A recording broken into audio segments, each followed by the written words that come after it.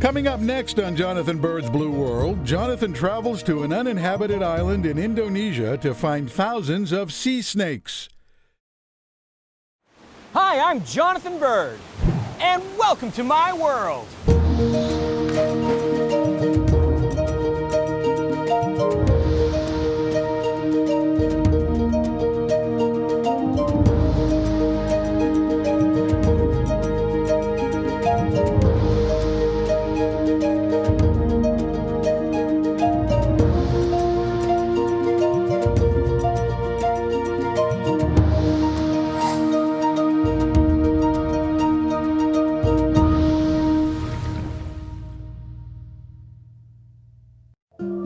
Some of the world's richest coral reefs thrive in Indonesia. Located in the middle of the so-called Coral Triangle, the diversity of species and colors of Indonesian reefs absolutely amazes me every time I get the chance to dive here. This time, however, it's not the reefs I've come to film, but a remote and uninhabited island whose waters are reputed to teem with thousands of sea snakes.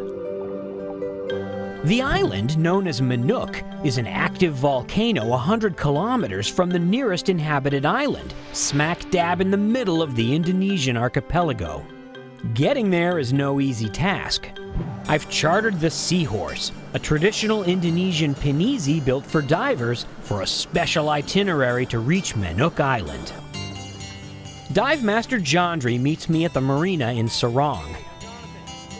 It took me 2 full days of flying just to get to Sorong from the United States. He takes me out to the Seahorse, my home away from home, for the next 2 weeks.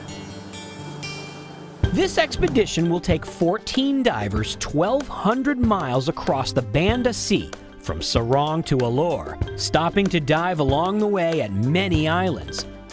The most important of which, of course, is Manuk.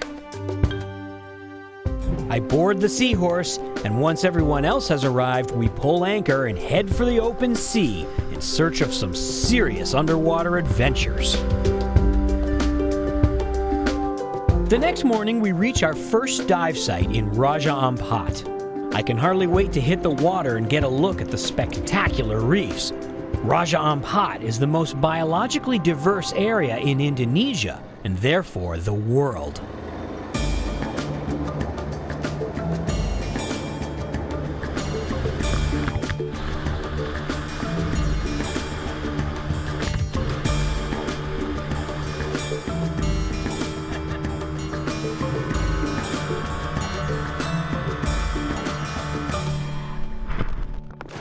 As I roll into the water and get my camera, the first thing I see is a wonderfully healthy, shallow, hard coral reef.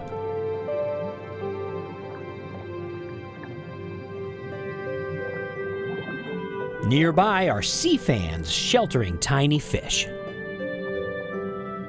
Along the drop-off, larger schools of fish hunt, swirling around the reef.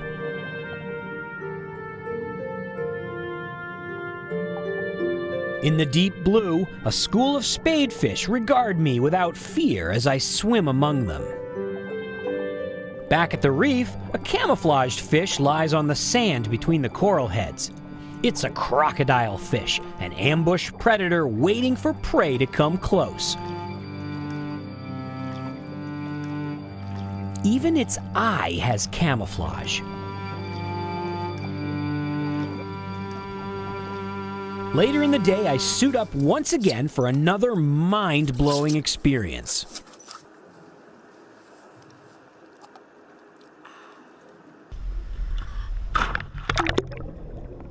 This is a dive on a tiny seamount, a coral pillar that would be a small island if only it were a tad taller. This underwater tower is the home of the largest school of butterfly fish I've ever seen. They hover here in the strong current, apparently feeding on something that the current brings to them. They don't seem to mind my presence at all.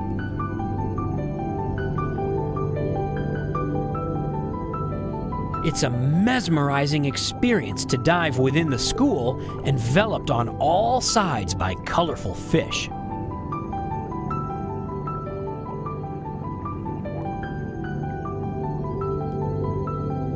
Exhausted by swimming in the current, I relax and drift away from the seamount. I float gently towards the surface where I make a short safety stop for decompression. Finally, I head back to the Seahorse, my first day of diving done.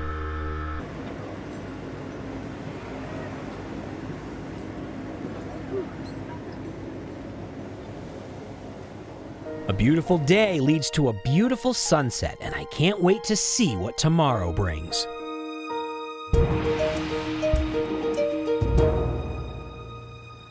For 5 days, the pilot of the Seahorse advances us across Indonesia from island to island, with wonderful diving every day. But my mind is focused on one particular spot. And today, at last, we have arrived, Manuk Island. The island is aptly named. Manuk means bird in several Indonesian dialects, and birds it has. Manuk is completely uninhabited, and there are a few reasons why.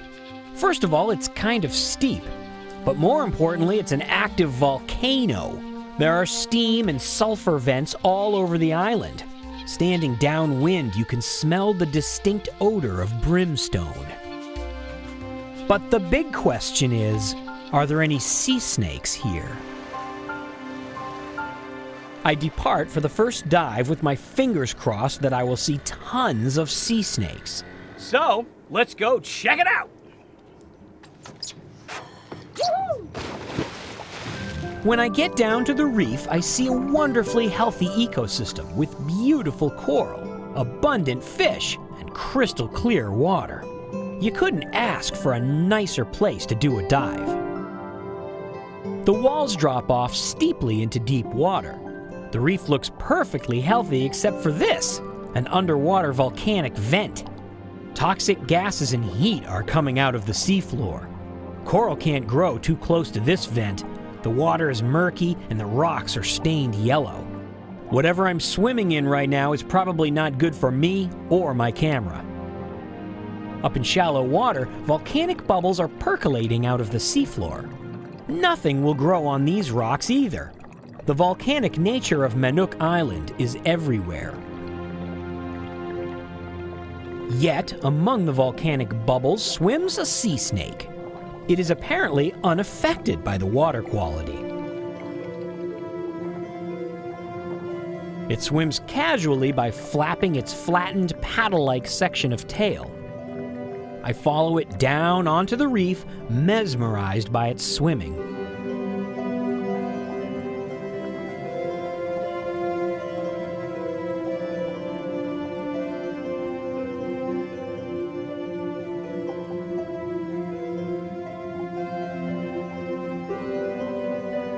Sea snakes are among the most venomous animals on Earth. They use this venom to hunt, and fortunately, attacks on people are extremely rare.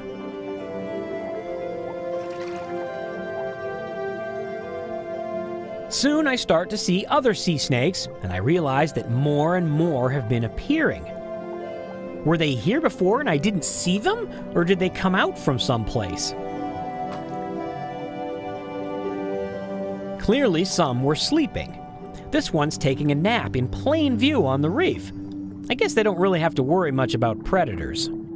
I watch this one sleep for a little while and I start to wonder if it's even alive. So I give it a little tickle.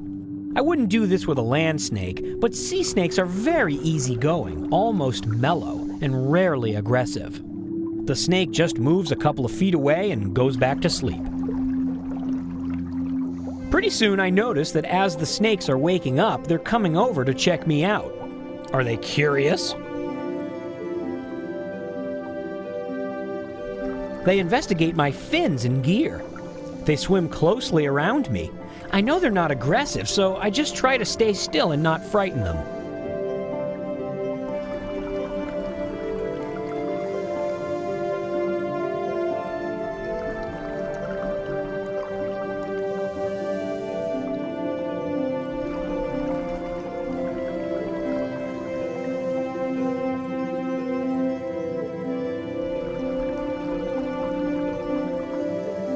Look, they're so mellow I can hold one. Notice how it flicks its tongue. Like land snakes, this is how a sea snake smells. But at the same time, the tongue flicking helps get rid of excess salt from glands in its mouth. Because sea snakes are reptiles, just like land snakes, they have lungs and need to breathe air, just like people. So a sea snake must head to the surface every once in a while for a breath. Sea snakes have a huge lung that takes up nearly the entire length of their body, so they can hold a big breath that will last for a while. Each time a sea snake surfaces, it usually spends a minute or two resting and breathing before gulping in that last big breath and diving back down to the reef. A breath can last 1 to 2 hours depending on the species, but most sea snakes breathe more often than that unless they're sleeping. They can also absorb a little bit of oxygen from the water directly through their skin, which helps them extend their dives. As I ascend from my last dive of the day, I'm really excited about all the sea snakes I saw. Wow! That dive was snake-tacular! I've seen sea snakes before, but never that many.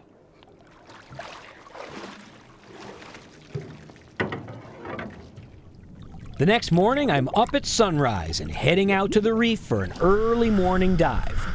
Early morning is when the sea snakes hunt, and I'm hoping to witness the reef alive with sea snakes on the prowl. Underwater, the light levels are still low, and I'm heading out to a deep seamount where I saw a lot of sea snakes yesterday. This should be a good place to find some sea snakes hunting. When a sea snake hunts, it takes advantage of having a small head and a thin body to go from hole to hole in the reef, poking its head inside. It hopes to corner a fish or an invertebrate that's hiding in the hole.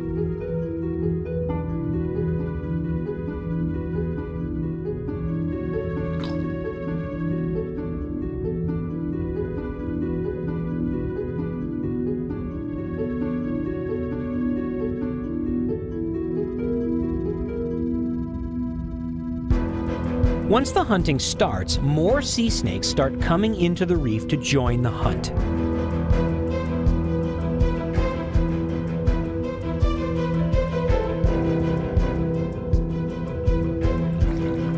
On this seamount, more than 100 feet from the surface, dozens of sea snakes are gathering to prowl the reef for food.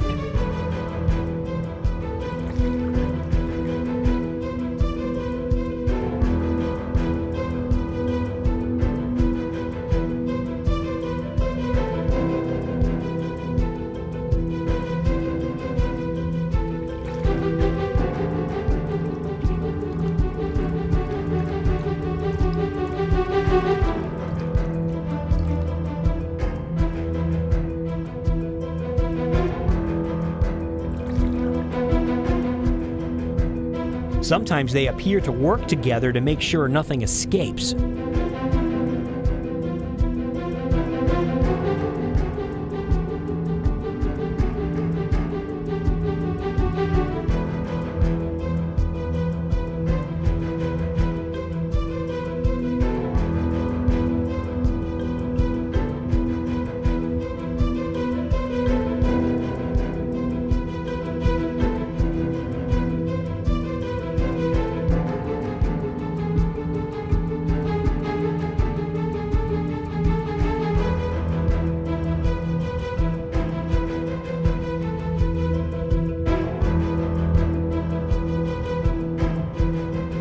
My time is limited at such a deep site, and all too soon I must head for shallower water. There are more sea snakes in the shallows. Sure, I've seen sea snakes before, but why are there so many here at Menuk Island? Is it the remoteness of the place, far from people? Is it a lack of some other predator? For now, nobody's quite sure.